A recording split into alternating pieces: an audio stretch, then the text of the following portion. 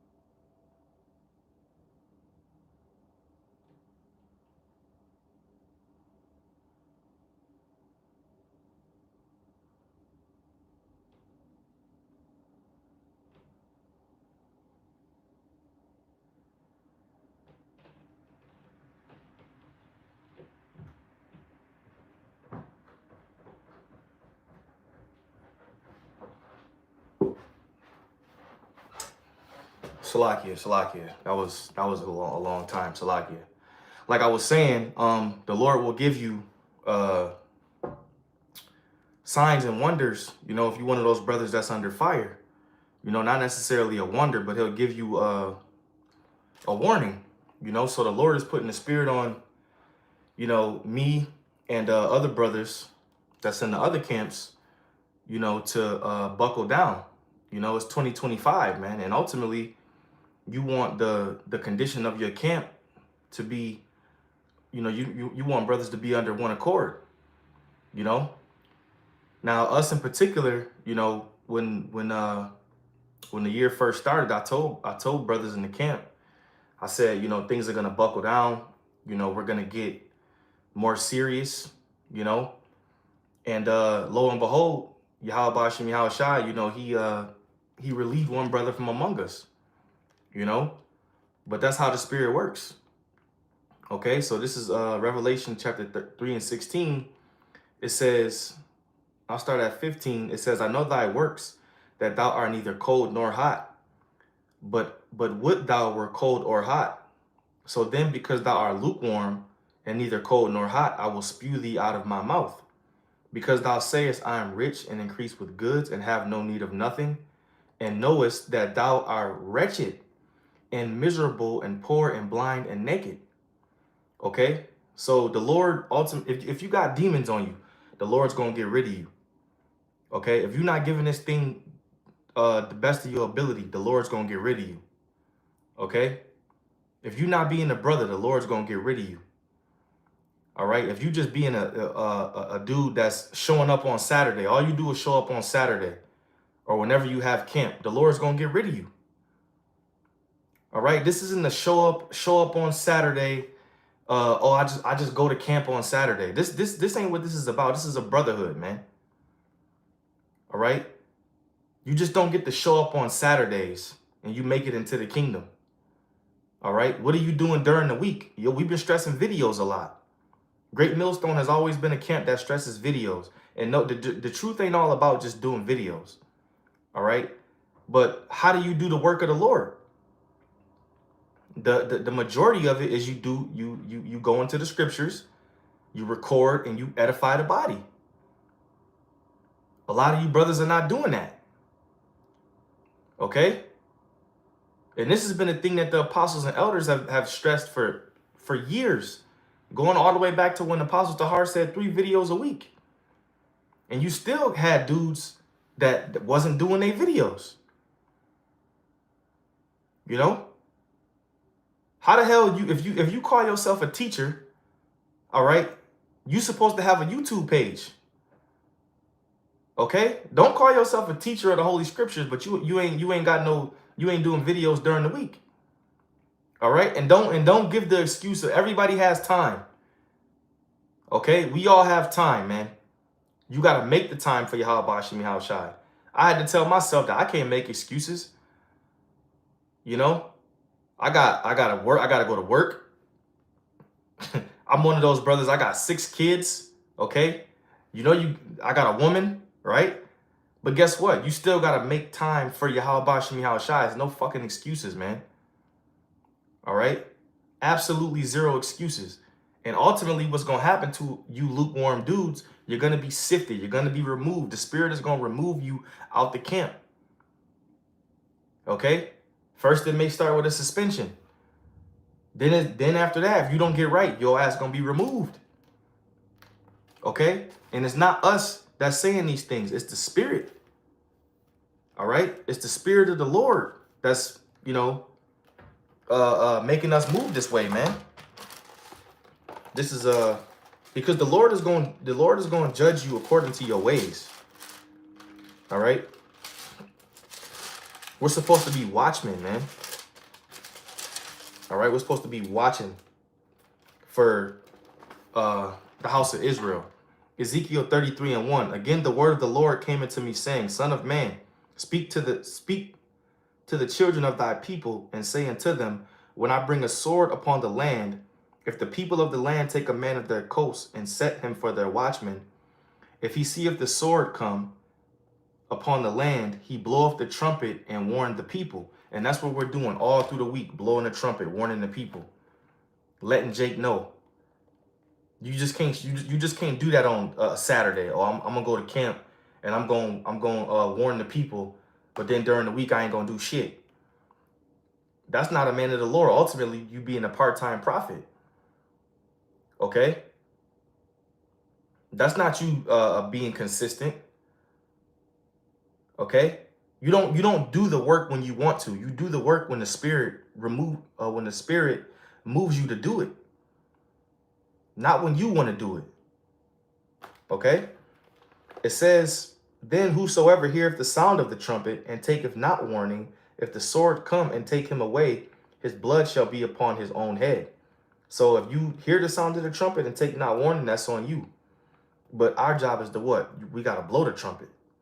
Okay, our job is to do the work, blow the trumpet. Alarm Jake, let them know what's coming, prophecy, famine, death, destruction, etc.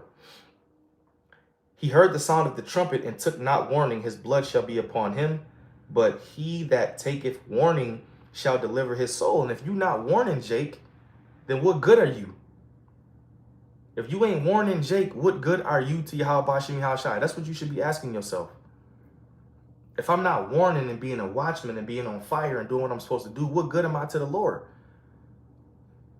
You're replaceable. You're ultimately, you can be removed and the body's going to keep functioning. The ministry's going to keep functioning. The camp is going to keep functioning. All right. But if the watchmen see the sword come and blow not the trumpet, and the people be not warned, because you ain't blowing the trumpet, the people are being not warned. If the sword come and take any person from among them, he is taken away in his iniquity, but his blood will I require at who? The watchman's hand. So you're going to have blood on your hands for not doing the work enough. You're going to have blood on your hands for being a part-time prophet. You're going to have blood on your hands for not giving Yahweh Bashim Yahweh Shai your 144% blood, sweat, and tears. Okay? It says, so thou, O son of man, I have set thee a watchman into the house of Israel. Therefore thou shalt hear the word at my mouth and give them warning from me. That's plain and to the point right there. All right. This is Ezekiel chapter 3 and verse 7. It says, but the house of Israel will not hearken unto me, unto thee, for they will not hearken unto me. For all the house of Israel are imprudent and hard-hearted. Behold, I have set thy face strong against their faces, and thy forehead strong against their foreheads.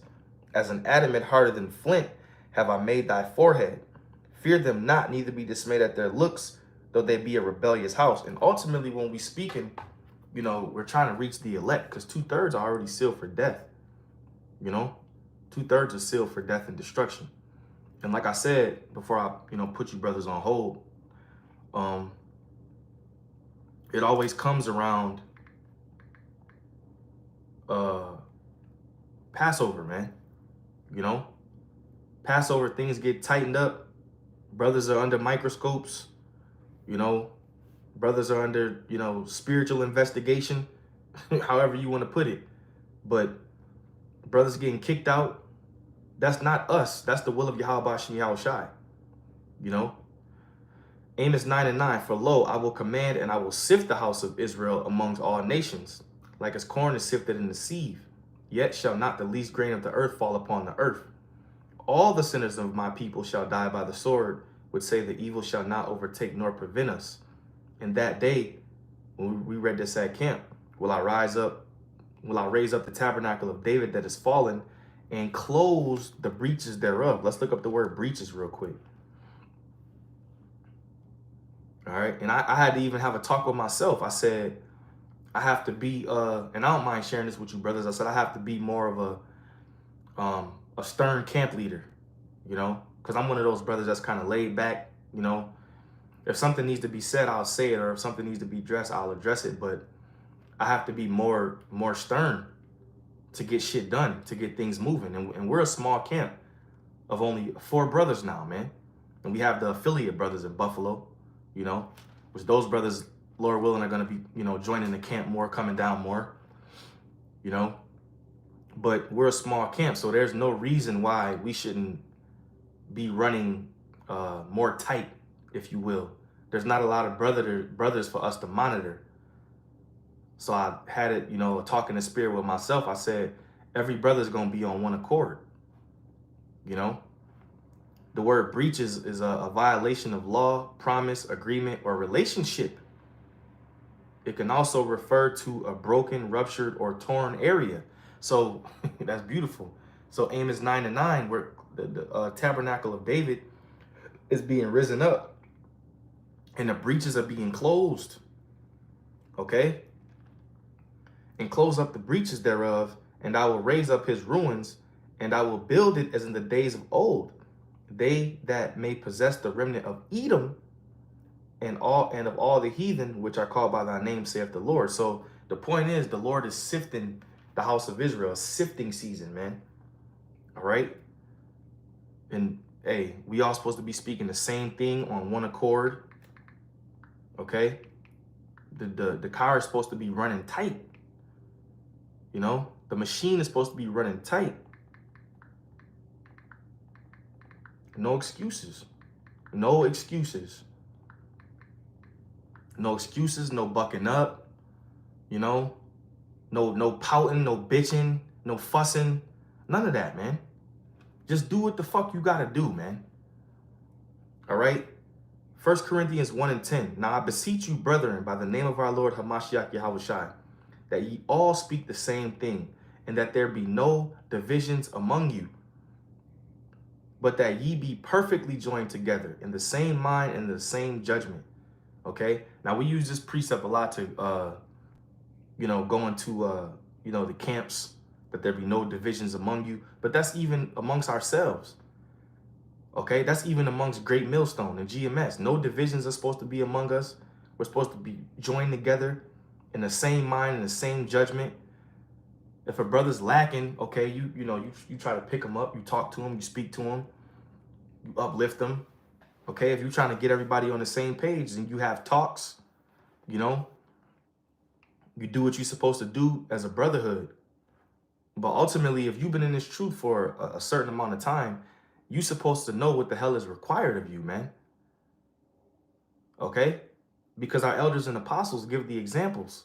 So we know what's required of us, but it's up to you to do what you're supposed to do. And remember, Yahweh Shem Yahshai is watching, man. The Lord is watching. All right? And Lord willing, once the strike is up on my other page, I'm gonna save this video. I'm gonna put this video up once we relieved of our strike come Saturday, you know, because these type of messages need to go out, man. You know, brothers got to tighten up. You know, that's basically been the spirit of our camp and the spirit of what we've been teaching lately, tightening up and getting ready. All right. So yeah, like I said, sifting season is always around this time. Passover, things are happening, doctrines are coming out, brothers are getting booted, brothers are under the spiritual microscope, spiritual investigation, however you want to put it. You know, it's up to you to take the warning and take heed and say, oh shit, you know, let me do what I gotta do. You know, so that's pretty much the message. All right, Lord willing, you will edify on to the next. Shalom.